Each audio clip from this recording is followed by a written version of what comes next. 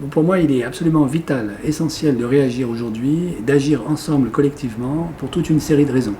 Une première série de raisons, disons, assez superficielles en apparence, qui sont le fait qu'on a tous les éléments scientifiques aujourd'hui pour montrer que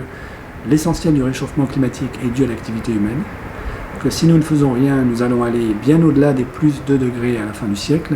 et que la vie sera difficilement supportable à la surface de cette planète pour une écrasante majorité de la population humaine à la fin de ce siècle, avec des problèmes considérables dès les prochaines décennies. Et puis il y a une raison plus profonde, qui est que, au fond, c'est ce que dit le pape François dans son encyclique Laudato Si, la manière dont nous traitons la nature, la création, reflète la manière dont nous traitons nos voisins, nos frères, nos prochains, et reflète également la manière dont nous traitons Dieu. La relation que nous avons avec l'un est homéomorphe à la relation que nous avons avec les autres et avec Dieu. Et donc lorsque j'abîme la création,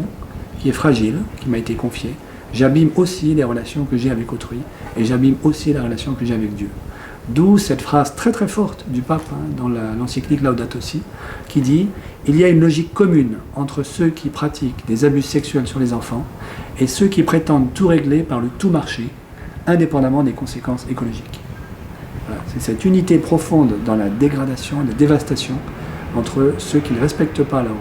leurs frères en humanité, ceux qui ne respectent pas la création et ceux qui ne respectent pas Dieu.